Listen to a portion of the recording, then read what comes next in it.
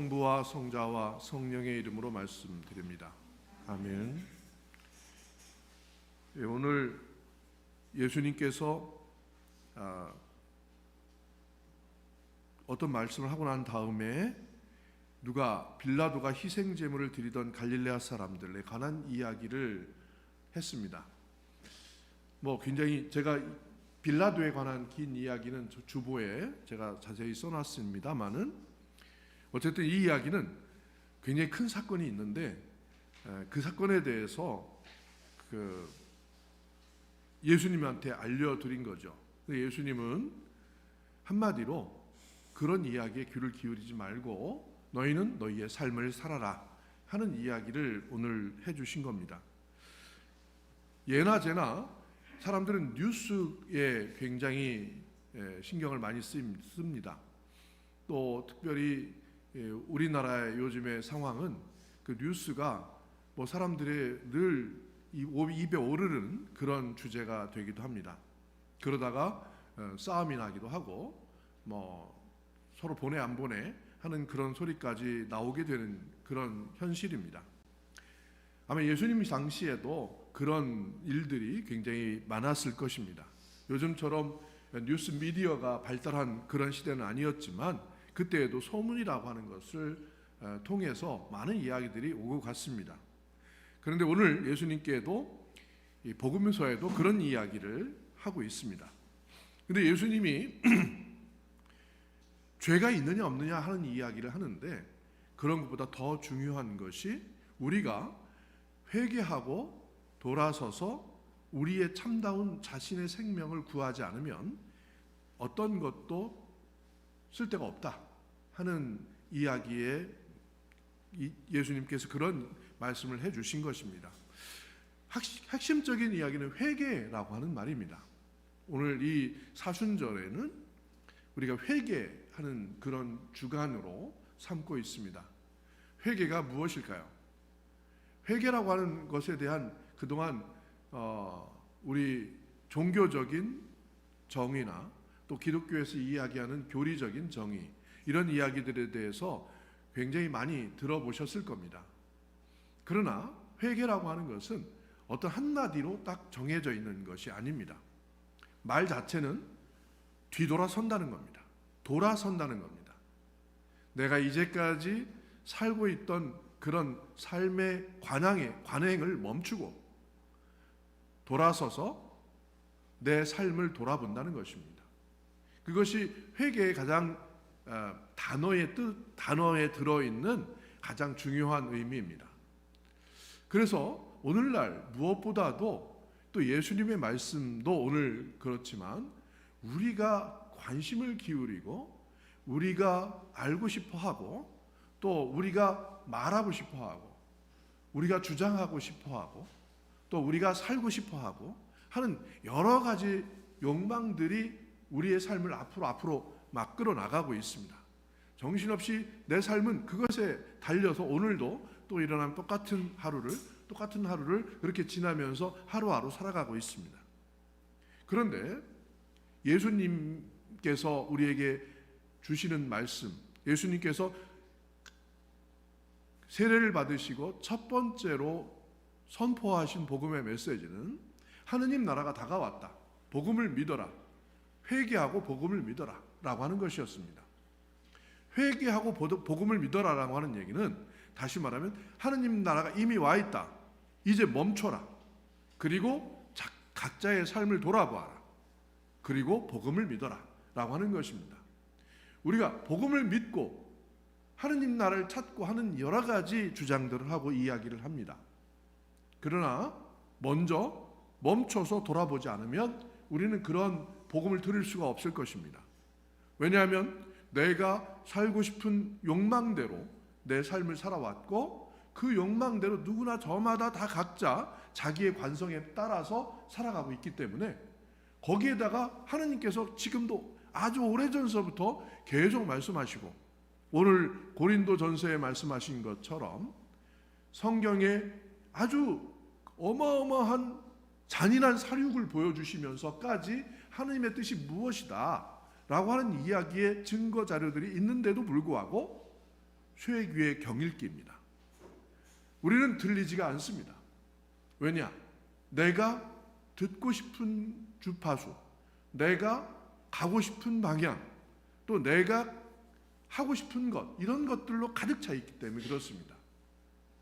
회개는 그렇기 때문에 예수님께서는 먼저 우리가 지금 살아가고 있는 그런 하고 싶은 것들, 또 살아가는 방향에 대한 관성, 이런 것들을 먼저 멈춰서 그것을 없애버려야 하느님의 말씀이 들리기 시작한다라고 하는 의미에서 회개하라라고 하는 말씀을 하는 겁니다. 물론 거기 회개에는 이제까지 내가 잘못해왔던 것들을 고백하고 그 잘못에 대한 용서를 구하는 것도 일부 있죠. 그러나 그것이 전부는 아닙니다. 회개라고 하는 것이 무조건 무릎 꿇고 잘못을 고백하는 것은 아닙니다. 진짜 큰 잘못, 그것은 바로 내가 내 삶을 내 마음대로 사느라고 하느님의 말씀을 듣지 못하는 잘못, 이것을 깨닫는 것이 중요한 것입니다. 근데 그것은 잘못을 먼저 얘기해서는 들리지 않고 먼저 멈춰라 라고 얘기를 해야 들릴 수 있을 것 같습니다. 오늘 복음서의 이야기는 사람들이 이런 얘기합니다, 저런 얘기합니다 라고 예수님한테 오니까 예수님이 이야기의 논조는 갈릴리아 사람들이 다른 사람보다 더 많은 죄를 지어서 그렇게 된 줄 아느냐? 또 실로암 탑에 깔려 죽은 사람들이 그 사람들이 무슨 더 죄가 많아서 그렇게 된 줄 아느냐? 잘 들어라, 너희도 회개하지 않으면 그렇게 될 것이다. 이렇게 이야기를 하는데요, 이 이야기의 논조는 그런 쓸데없는 것에 신경 쓰지 마라 하는 것이 먼저 있고, 그리고 모두 다 자기 자신의 삶을 돌보지 않으면 안 된다 라고 하는 말씀이 이 예수님의 이런 말씀의 뜻에 있습니다. 우리는 각자 자기 자신의 삶을 책임지고 사는 사람들입니다. 내 삶을 내가 책임지죠. 누구의 잘못 때문에 내 삶이 잘못되지 않습니다. 누가 나를 괴롭히기 때문에 내 삶이 잘못되지 않습니다. 그것은 내 스스로 내 삶을 책임지고 내 삶을 내 삶답게 만들어낼 수 있는 책임과 능력이 바로 나에게 있기 때문에 그렇습니다. 하나님께서 나에게 주신 능력입니다. 그래서 우리는 무엇보다도 이 세상의 어떤 것보다도 자기의 목숨을 구해내는 것, 자기의 삶을 구해내는 것, 이것보다 더 귀한 것이 없을 것이다 라고 하는 것입니다. 그래서 오늘 두 번째로 예수님께서 무화과 나무에 있는 포도원에 있는 무화과 나무의 비유를 말씀해 주십니다. 무화과 나무가 열매를 맺지 못합니다. 아마도 왜 포도원에 무화과 나무가 있을까라고 하는 생각부터 언뜻 하다가 보면 딴 데로 새니까 안 되고, 무화과 나무에 집중하십시오. 무화과 나무가 열매를 맺지 않았어요. 이거는 뭐죠? 주인 입장에서 보면 포도원에 쓸데없이 무화과 나무가 있으니까 열매를 맺어도 미울 판에 열매도 안 맺고 있으면서 땅만 차지하고 있으니 포도원 주인의 입장에서는 무화과 나무를 베버리고 파내버리고 싶을 겁니다. 근데 포도원을 지키는 그 포도원 지기가 와가지고 저 무화과 나무도 나무인데 이런 생각을 했겠죠. 즉 자기가 애지중지했을 겁니다. 그러니까 1년만 제가 한번 걸음도 주고 이렇게 열심히 잘 가꾸어 볼 테니까 1년만 더 유예해 주십시오 하고 그 주인에게 부탁을 하는 겁니다. 이런 비유를 들어서 이야기를 하면서 우리가 회개하지 않으면 안 된다 하는 겁니다. 하느님의 입장에서 볼 때, 즉 포도원 주인의 입장에서 바라볼 때, 우리가 하느님의 말씀을 제대로 알아듣지 못하고 저마다 제멋대로 사는 그런 사람들에게 계속해서 하느님은 여러 가지 사건과 여러 가지로 이야기하는데도 알아듣지 못하면 하느님은 포기하는 겁니다. 하느님도 포기할 수 있다 이 말입니다. 하느님도 포기하는 존재. 하느님의 말씀이 쇠귀의 경읽기가 되면 그게 하나님도 기분 안 좋으시겠죠. 그러니까 하나님도 포기하고 에라 모두 멸망시키자 하고 멸망시킨 게 노아 때의 홍수였습니다. 그러죠? 그때도 노아가 가가지고 그 노아 하나만 어떻게든 살려보겠다고 하느님이 노아에게 따로 이렇게 준비를 시켜서 이제 그 다음에 지구에 또 다른 인류가 존재할 수 있었다는 이야기로 창세기가 나오고 있는데, 어쨌든 하느님은 끝없이 세상을 멸망시킬 수 있는 존재라고 하는 그것을 우리에게 보여주고 계십니다. 그런데 포도원 지기는 누굴까요? 여기서 포도원 지기의 입장은 예수님이십니다. 이 땅에 인간의 몸을 입고 와서 하느님의 성자로서 인간들의 편을 들어주시는 분이 딱 한 분 계시다는 겁니다. 바로 예수님이죠. 예수님 입장에서 볼 때 이 사람들에게 한 번 더 기회를 주십시다 하고 간청하는 겁니다. 그래서 우리가 회개할 필요가 있다는 것입니다. 예수님이 우리에게 주신 기회, 그것은 그 다음에 예수님이 다 알아서 해주시겠지 이런 것이 아닙니다. 예수님이 우리에게 하느님께서 허락한 하루의 유예, 1년의 유예, 1년 동안의 유예, 그것은 바로 내 삶 안에서 이제 마지막 한 번의 기회를 바로 내가 하느님의 말씀을 듣는 겁니다. 내가 멈추어 서서 뒤돌아보고 내가 하느님의 말씀을 듣지 못하는 이유가 무엇인지, 또 내가 무엇에 들씌어 살고 있는지, 또 나는 어떤 것들로 허비하고 있는지, 이런 것들을 되돌아보는 겁니다. 그리고 하느님께 귀를 기울이고 하느님의 말씀을 듣는 것입니다. 이것이 우리에게 남아있는 유일한 기회입니다. 예수님께서 그것을 복음을 듣고 뒤돌아서서 하느님에게 치유함을 얻으면 이제 하느님의 나라가 우리 것이 될 것이다 라고 말씀하셨습니다.